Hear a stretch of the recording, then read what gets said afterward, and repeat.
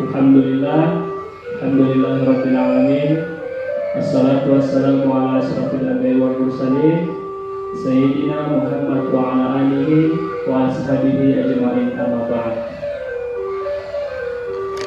Yang saya hormati Ibu Kepala Sekolah SD 1 Atas Titik, yang saya hormati Bapak Ibu Guru,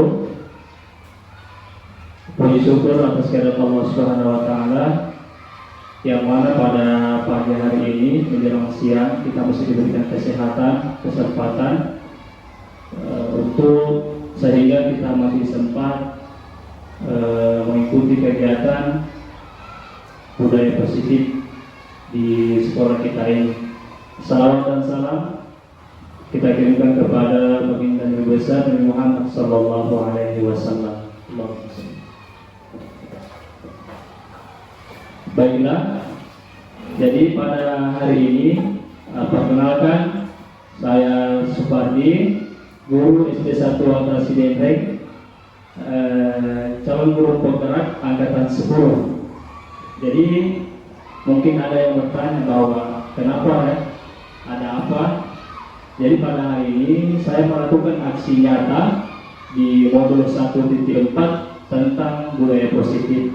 Mudah-mudahan apa yang kita pelajari ini bisa bermanfaat, terutama dalam menghadapi anak-anak di sekolah kita ini.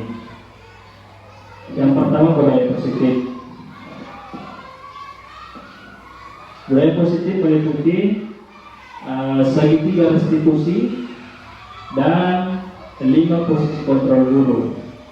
Mungkin rekan-rekan ada yang sudah pernah membaca atau ada yang sudah pernah mempelajari tentang segitiga restitusi dan 5 posisi kontrol guru. Akan tapi pada hari ini kita kembali ulang lagi, kita sama-sama mempelajari segitiga restitusi dan 5 kontrol posisi guru. Yang pertama, segitiga restitusi itu meliputi yang pertama, menstabilkan identitas. Yang kedua, validasi tindakan yang salah. Yang ketiga, menanyakan keyakinan. Itu bagian dari segitiga restitusi.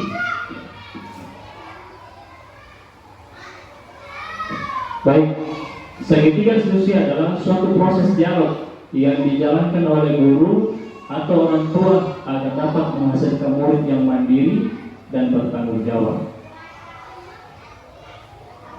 Jadi ada 3 tahapan segitiga restitusi yang sudah saya sebutkan tadi. Yang pertama, menstabilkan identitas.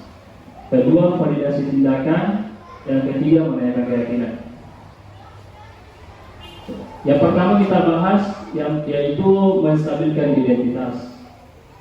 Jadi kadang kita menghadapi anak-anak, kadang kita tidak tahu bahwa ini seperti ini, ternyata seperti ini. Jadi pada hari ini kita akan bahas yang pertama, menstabilkan identitas.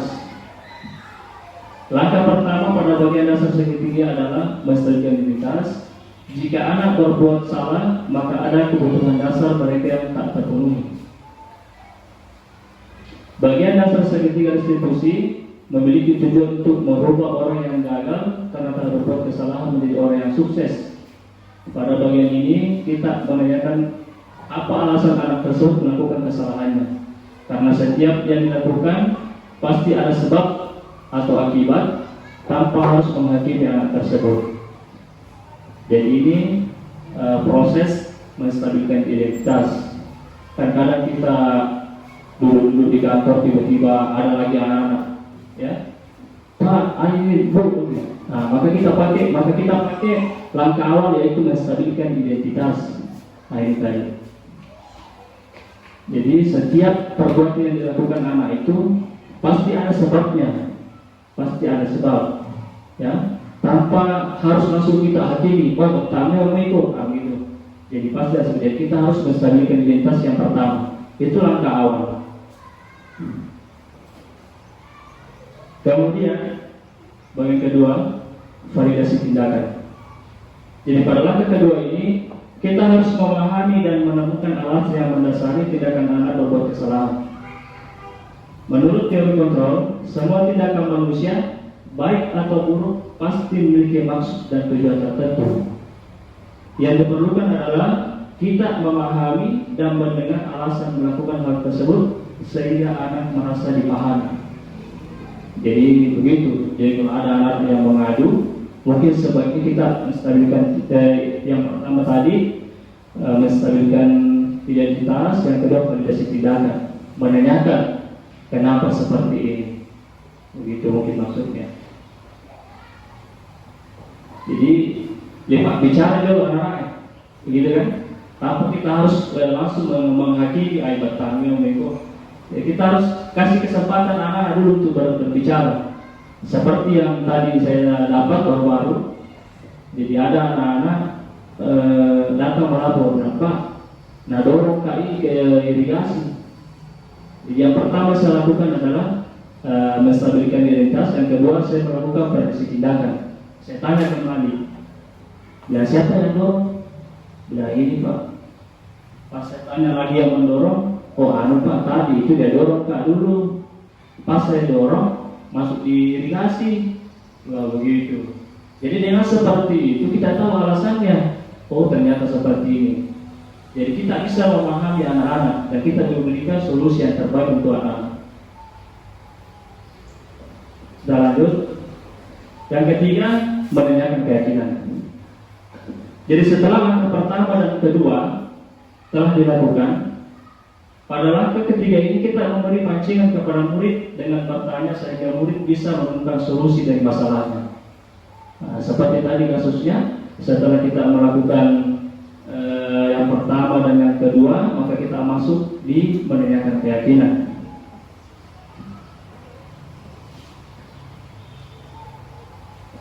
Jadi kalau misalnya anak-anak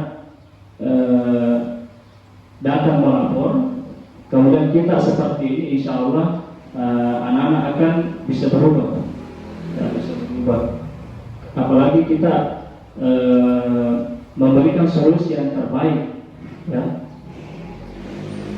Jadi anak-anak juga akan merasa dipahami, karena setiap tindakan yang dilakukan anak-anak itu, baik yang baik maupun yang buruk, pasti ada alasan yang tertentu. Nah, itu yang kita gali dulu. Kemudian kita lanjut, apa sih 5 posisi kontrol guru?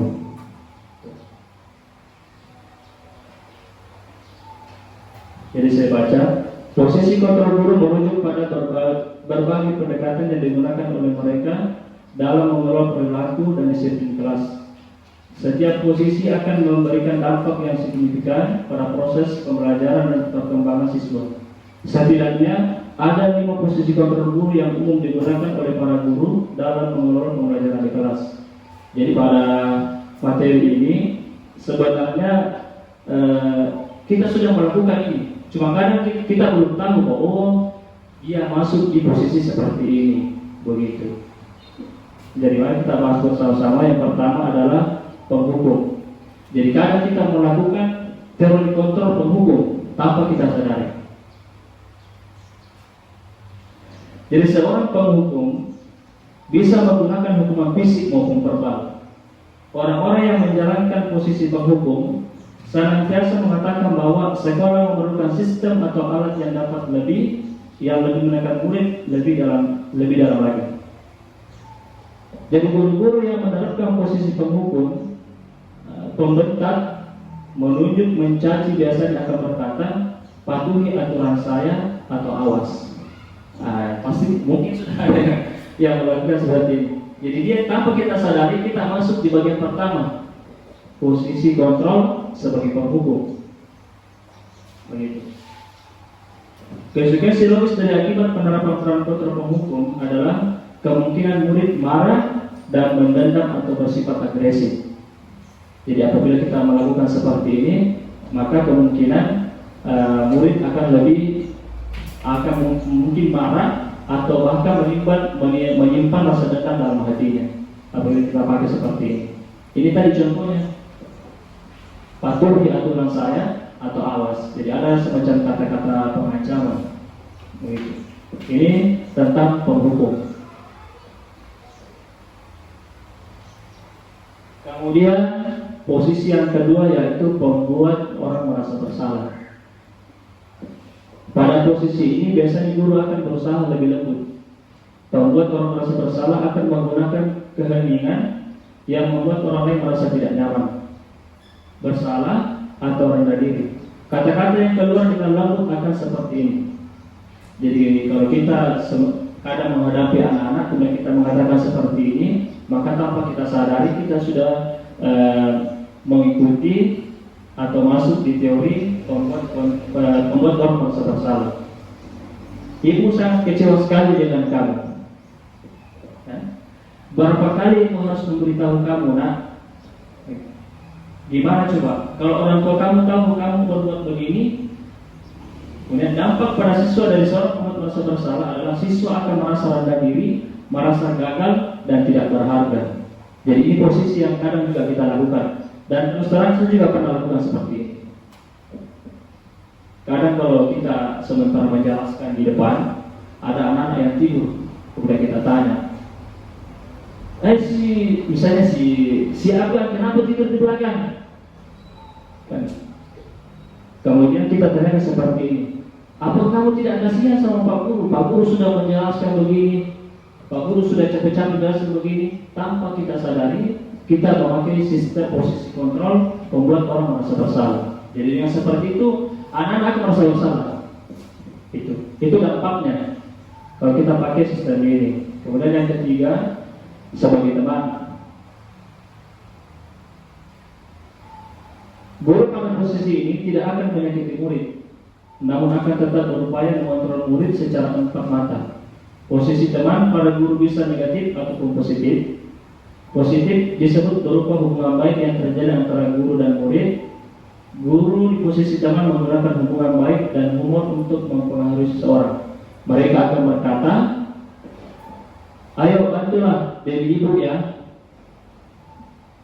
Kemudian ya sudah kali ini tidak apa-apa, nanti ibu bantu bereskan.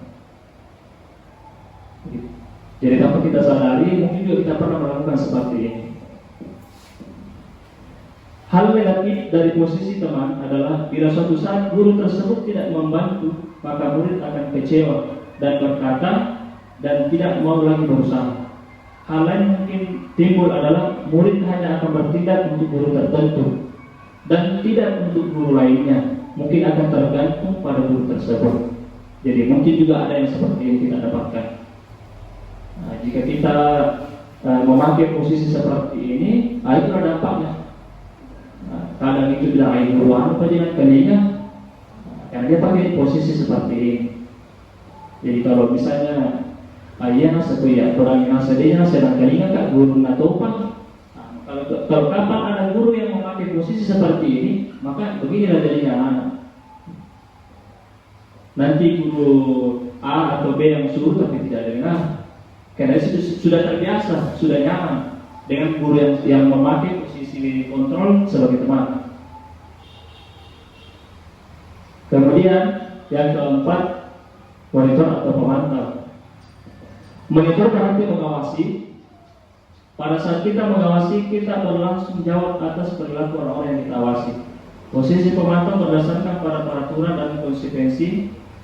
Dengan menggunakan sanksi atau konsekuensi, kita dapat memisahkan hubungan pribadi kita dengan murid.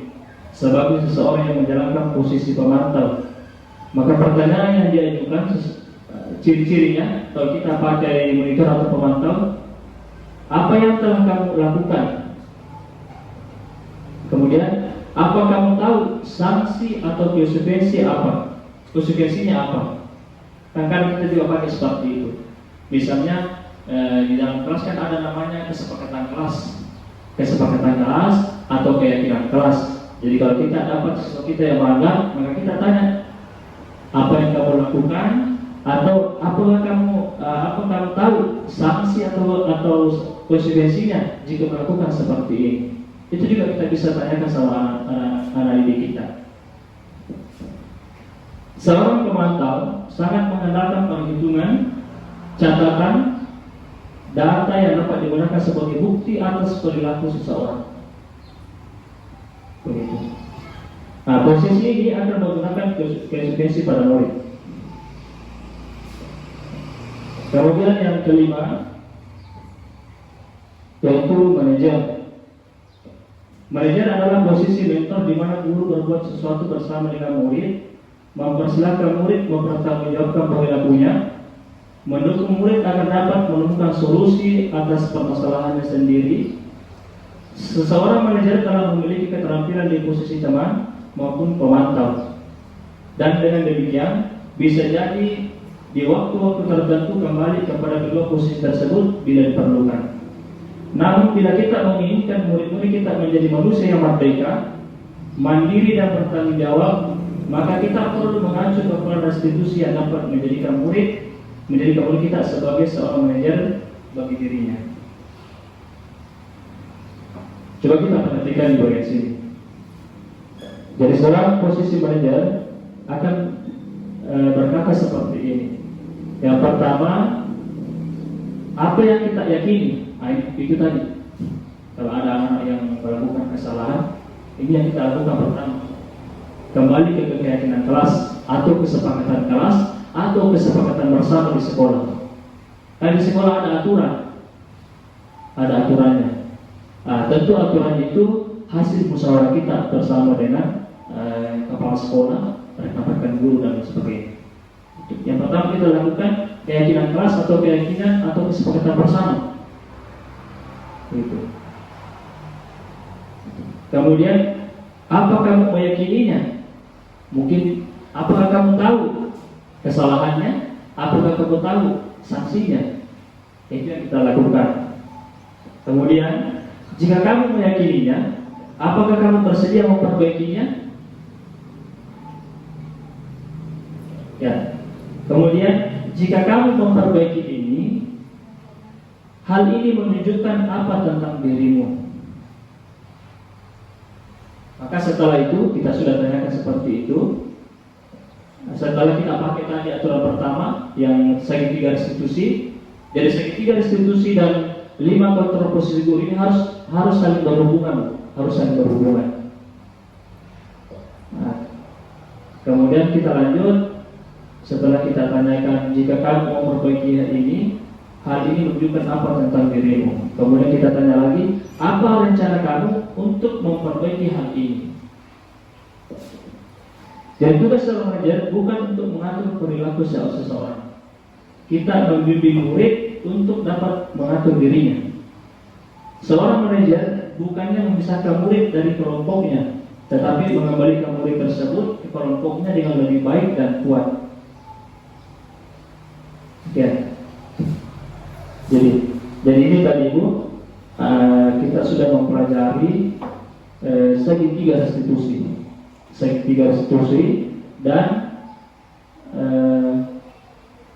5 posisi kontrol guru. Dan saya rasa segitiga restitusi dari 5 kontrol guru mungkin kita sering menemukan ya, bukan kita atau bahkan kita sendiri yang mengalami seperti itu. Maka setelah pewarnaan ini, maka kita bisa menyimpulkan apa yang cocok untuk anak. Mudah-mudahan dengan hasil presentasi hari ini kita lebih mudah lagi untuk menghadapi anak-anak yang kelas rendah. Kadang kita dulu di kampung sedikit datang, Pak, Bu, seperti ini. Maka kita pakai tadi yang pertama, segitiga restitusi.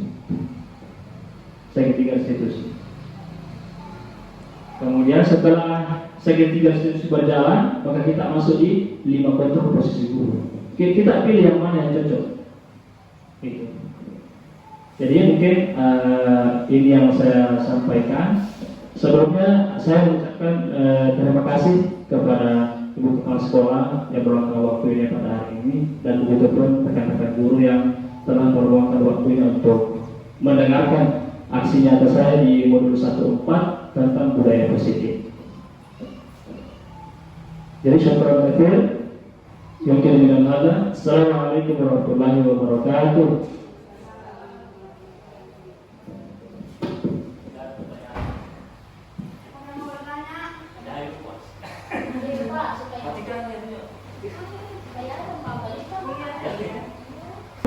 untuk selanjutnya kita buka sesi pertanyaan. Jadi untuk pertama kita buka satu sesi pertanyaan saja. Ya. Ibu Fitri, silakan maju ke depan atau di situ bisa di. Baik, Assalamualaikum warahmatullahi wabarakatuh. Waalaikumsalam warahmatullahi wabarakatuh. Baik, perkenalkan nama saya Fitriani dari UPT SD Negeri 1 Watas Dendreng. Jadi dari materi yang Bapak tadi paparkan, saya ingin mengajukan pertanyaan. Pertanyaan saya itu, bisakah Bapak sebutkan satu contoh kasus cara penyelesaian menurut segitiga restitusi? Terima kasih. Jadi pertanyaannya, salah satu contoh segitiga restitusi. Ya, kan? Dan kita sudah ketahui bersama bahwa teori kontrol itu 5 posisi kontrol guru itu ada 5 macam. Jadi saya akan memberikan contoh satu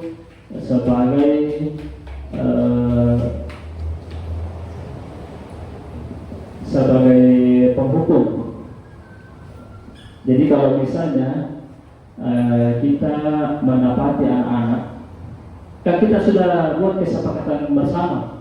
Misalnya ke sekolah harus memakai sepatu hitam. Ke sekolah harus memakai sepatu hitam. Dan ternyata pada hari Senin, misalnya kita lihat di sini, ada anak-anak yang memakai sepatu warna biru. Maka kita datang. Kita tanya, kenapa tidak pakai sepatu hitam? Kan kita sudah tanya tadi, apakah kamu sudah tahu sepatu apa yang kita pakai kalau ke sekolah sepatu hitam? Tetapi cara kita menyelesaikan masalah itu seperti ini. Tidak boleh memakai sepatu biru. Padahal anak-anak sudah mengatakan bahwa Pak, basah sepatuku atau robek sepatuku belum bisa memaku beli. Tetapi kita memberikan jawaban seperti tidak salah. Jadi kamu harus pulang nanti ke sekolah kalau ada sepatu hitam. Itu jawaban pertama. Nanti ke sekolah kalau ada sepatu hitam. Itu posisi penghukum.